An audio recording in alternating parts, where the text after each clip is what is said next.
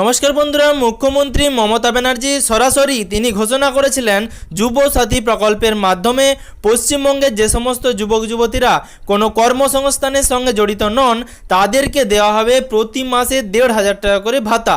এবং তারপর থেকে কিন্তু অনলাইন এবং অফলাইন পদ্ধতির মাধ্যমে প্রায় ৮০ লক্ষেরও বেশি যুবক যুবতী তাদের যুবসাথী প্রকল্পের আবেদনপত্র জমা করেছিলেন।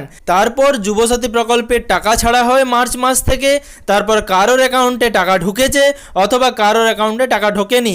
কেউ কেউ ২ কিস্তির টাকা পেয়েছেন, কেউ আবার কোনো একটি কিস্তিরও টাকা তাদের ব্যাঙ্ক অ্যাকাউন্টে পায়নি। মুখ্যমন্ত্রীর তরফ থেকে প্রত্যেক দিন নতুন নতুন বক্তব্য রাখা হচ্ছে এবং তার সাথে অভিষেক বন্দ্যোপাধ্যায় যুবসাথী প্রকল্প নিয়ে একটি বড় মন্তব্য করলেন। যারা এখনও যুবসাথী প্রকল্পের টাকা পাননি তারা কবে টাকা পাবেন সেটাও কিন্তু তিনি তার বক্তব্যের মাধ্যমে জানালেন। তো অবশ্যই ভিডিওটি শেষ পর্যন্ত দেখবেন এবং সকলের সুবিধার জন্য এবং সকলেই যাতে এই খবরটি সম্বন্ধে জানতে পারে তার জন্য ভিডিওটি বেশি বেশি করে শেয়ার করবেন। আর আপনাদের কাছে ছোট্ট অনুরোধ, আপনি যদি ভিডিওটি ইউটিউব থেকে দেখে থাকেন তাহলে অবশ্যই চ্যানেলটিকে সাবস্ক্রাইব করে পাশে থাকা নোটিফিকেশনের বেল আইকনের অল বাটনটি প্রেস করে রাখবেন। আর যদি আপনি ভিডিওটি ফেসবুক থেকে দেখে থাকেন তাহলে অবশ্যই ফেসবুক পেজটিকে ফলো করে রাখবেন। সুপ্রিয় দর্শক বন্ধুরা, ভিডিওর শুরুতেই আপনাদেরকে জানাবো, আপনারা যারা অফলাইন এবং অনলাইন পদ্ধতির মাধ্যমে আবেদন করেছিলেন অনেকের মনেই সন্দেহ ছিল যে কৃষক বন্ধু প্রকল্পে, লক্ষ্মীর ভাণ্ডার প্রকল্পে অথবা কেন্দ্রীয় সরকারের যে কোনো প্রকল্পে নাম থাকলে আপনারা টাকা পাবেন কিনা। মুখ্যমন্ত্রী মমতা ব্যানার্জি সরাসরি তিনিও কিন্তু বিভিন্ন সভা থেকে ঘোষণা করছিলেন যে কোনো সরকারি প্রকল্পে যদি নাম থাকে তাহলে কিন্তু যুবসাথী প্রকল্পের টাকা তারা পাবেন না।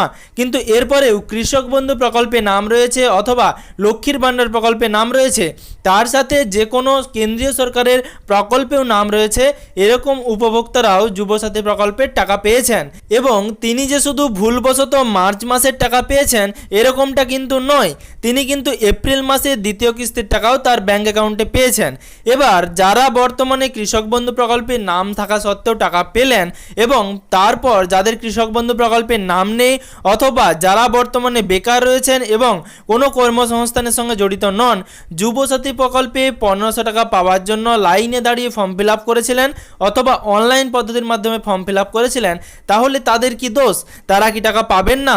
সেই সম্বন্ধে বড়সড় বক্তব্য রাখলেন অভিষেক ব্যানার্জি। বর্তমানে আপনারা মুখ্যমন্ত্রীর তরফ থেকে অনেকগুলো বক্তব্য শুনেছেন।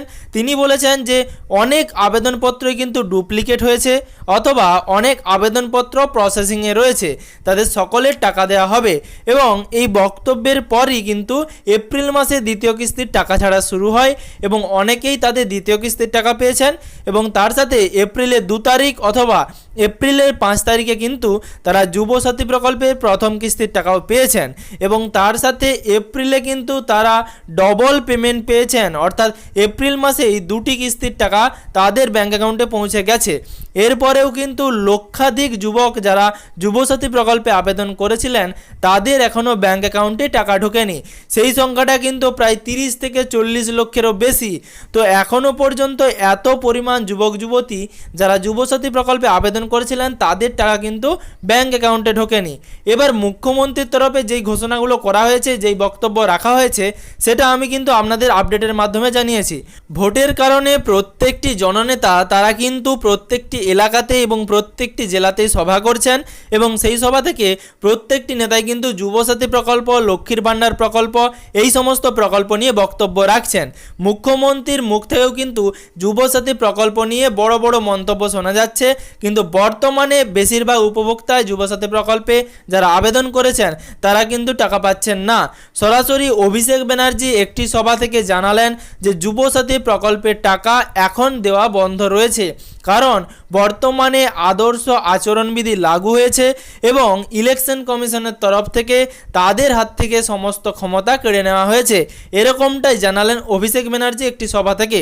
এবার তিনি তার নিজের মুখ থেকেই জানালেন যে যুবসাথী প্রকল্পের টাকা এখনও পর্যন্ত অনেক উপভোক্তার ব্যাঙ্ক অ্যাকাউন্টেই পাঠানো হয়নি। এবার আপনারা বুঝতেই পারছেন যে যুবসাথী প্রকল্পের টাকা এখনও পর্যন্ত প্রায় ৩০ থেকে ৪০ লক্ষেরও বেশি অ্যাকাউন্টে পাঠানো হয়নি এবং তিনি সরাসরি বললেন বললেন যে 4 মের পর 15 দিনের মধ্যেই কিন্তু যাদের টাকা বাকি রয়েছে, যাদের এখনও পর্যন্ত টাকা ব্যাঙ্ক অ্যাকাউন্টে ঢোকেনি, তাদের প্রত্যেকের অ্যাকাউন্টে কিন্তু টাকা পাঠিয়ে দেওয়া হবে। এরকমটাই ঘোষণা কিন্তু অভিষেক ব্যানার্জি একটি সভা থেকে করলেন। অর্থাৎ 4 মের পর 15 দিনের মধ্যেই যুবসাথী প্রকল্পে যাদের এখনও টাকা ঢোকেনি তারা কিন্তু টাকা পাবেন, এরকমই কিন্তু আশ্বাস যুবসাথী প্রকল্পের জন্য, যুবসাথী প্রকল্পের উপভোক্তাদের জন্য সরাসরি অভিষেক ব্যানার্জি একটি সভা থেকে করলেন। তাছাড়া মুখ্যমন্ত্রী প্রত্যেকটি সভা থেকেই কিন্তু এই যুবসাথী প্রকল্পের টাকা দেওয়া নিয়ে কোনো না কোনো বক্তব্য রাখছেন এবং তিনি জানাচ্ছেন যেগুলো প্রসেসিংয়ে রয়েছে অথবা যেই আবেদনগুলো ডুপ্লিকেট হয়েছে সবাইকে কিন্তু বিডিও অফিসে ডাকা হবে এবং প্রত্যেকের কিন্তু টাকা দেওয়া হবে।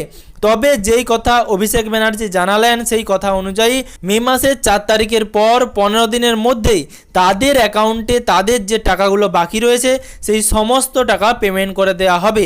এবং তার সাথে মুখ্যমন্ত্রী আরও জানিয়েছেন যে আবারও নতুন আবেদন জমা নেওয়া হবে এবং সেটা কিন্তু দুয়ারে সরকার প্রকল্পের মাধ্যমে অথবা যেরকম অনলাইন পদ্ধতিতে আবেদন করা যাচ্ছিল সেইভাবেই কিন্তু আবারও সাইট খোলা হবে এবং তারা সাইটের মাধ্যমে কিন্তু নতুনভাবে আবেদন করতে পারবেন যারা যুবসাথী প্রকল্পের জন্য যোগ্য রয়েছেন। অর্থাৎ আপনাদের বয়স যদি 21 থেকে 40-এর মধ্যে হয়ে থাকে এবং আপনি কোনো সরকারি প্রকল্প অথবা সরকারি কোনো কাজের সাথে যুক্ত না থাকেন তাহলে কিন্তু এই প্রকল্পে আবেদন করতে পারবেন। কিন্তু বর্তমানে কৃষক বন্ধু বা যে কোনো সরকারি প্রকল্পের টাকা পেলেও কিন্তু অনেকেই টাকা পেয়েছে, তো আপনারা আবেদন করে দেবেন। বর্তমানে যুবসাথী প্রকল্প নিয়ে মুখ্যমন্ত্রী এবং অভিষেক ব্যানার্জি যেই বক্তব্যগুলো রেখেছেন এবং তারা যুবসাথী প্রকল্পে যারা টাকা পায়নি এবং যারা নতুন করে আবেদন করতে চান তাদের জন্য যেই বক্তব্য রাখলেন সেটা আমি আপনাদের এই ভিডিওর মাধ্যমে জানালাম। তো অবশ্যই এই ভিডিওটি সকলের সুবিধার জন্য এবং সকলেই যাতে যুবসাথী প্রকল্পের যারা টাকা পাননি তারা যাতে সমস্ত তথ্যগুলো পায় তার জন্য বেশি বেশি করে ভিডিওটি শেয়ার করবেন। এবং তার সাথে আপনাদের কাছে একটা ছোট্ট অনুরোধ, আপনি যদি ভিডিওটি ইউটিউব থেকে দেখে থাকেন তাহলে প্রত্যেক দিন এরকম নিত্য নতুন আপডেট এবং খবর পাওয়ার জন্য অবশ্যই ইউটিউব চ্যানেলটিকে সাবস্ক্রাইব করে পাশে থাকা নোটিফিকেশনের বেল আইকনের অল বাটনটি প্রেস করে রাখবেন।